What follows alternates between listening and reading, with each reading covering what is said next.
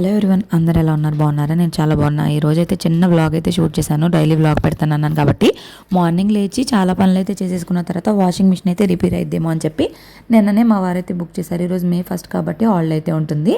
అందరికీ హాలిడే ఉంటుంది కానీ ఆడవాళ్ళకి మాత్రం ఏ రోజు హాలిడే ఉండదు కదా. అవునంటారు కాదంటారు కింద కామెంట్ సెక్షన్లో కామెంట్ చేసేయండి.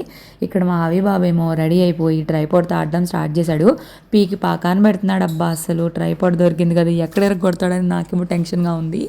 అట్లా ఉంటుంది మరి. తీరా వాషింగ్ మిషన్ వాళ్ళు చూసి ఇక ఇది ఉల్లిపాయలకి వేసుకోండి, పనికిరాదని చెప్పేశారు. మంచి శుభవార్త అయితే చెప్తారు. ఇక ఫైనల్గా అదైతే పడేసి కొత్త వాషింగ్ మిషన్ అయితే తీసుకుందాం అనుకుంటున్నాం. ఈ మంత్లో మేము చాలానే చేయబోతున్నాం. ఏంటి అనేది తెలుసుకోవాలనుకుంటే అప్కమింగ్ వీడియోస్ కోసం వెయిట్ చేయాల్సిందే.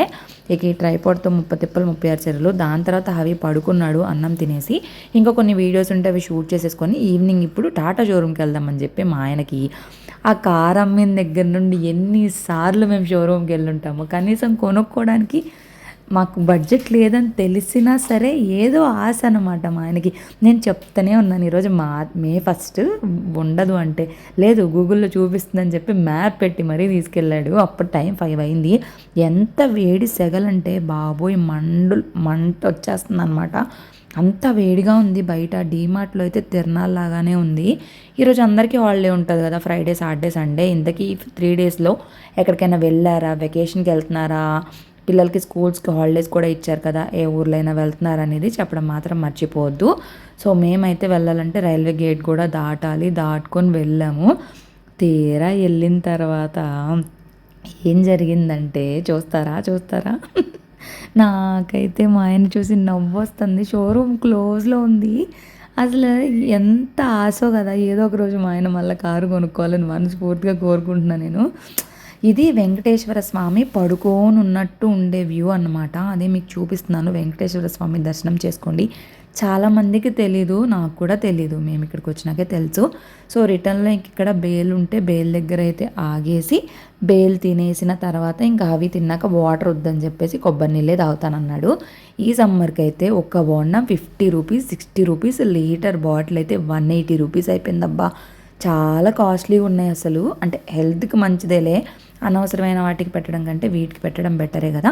సో పిల్లలకు కూడా చాలా హైడ్రేటెడ్గా ఉంటుంది. అందుకే మేము బయటికి వెళ్ళిన ప్రతిసారి అవికి తాపిస్తాం. ఇంటికి తీసుకొచ్చి తాపిస్తే తాగడం ఎందుకనో తెలీదు. ఇక ఇంటికి వచ్చాక కుకింగ్ చేసేసా. ఈరోజు పౌర్ణమి కదా, మార్నింగ్ నుంచి మా వారు ఏం తినలేదని చెప్పి. దాని తర్వాత మ్యాంగో సాగు అని చెప్పి ఒక వీడియో అయితే తెగ వైరల్ అవుతుందని నేను ట్రై చేశాను.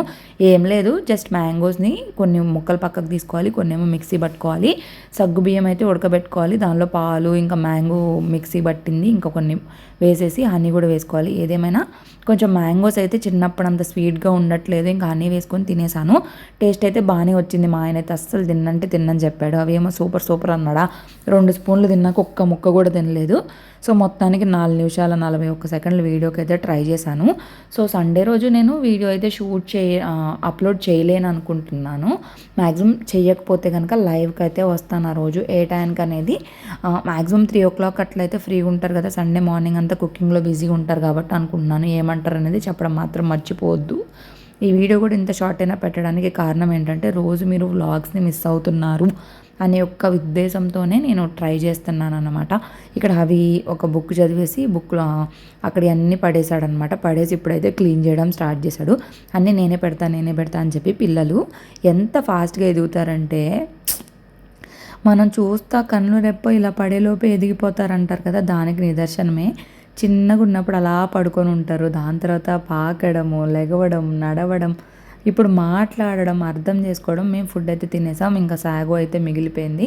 నేనే తిన్నాను. ఇంకా ఎంత తింటాను, నాది చిన్న పొట్ట, ఎంత పట్టిద్ది చెప్పండి.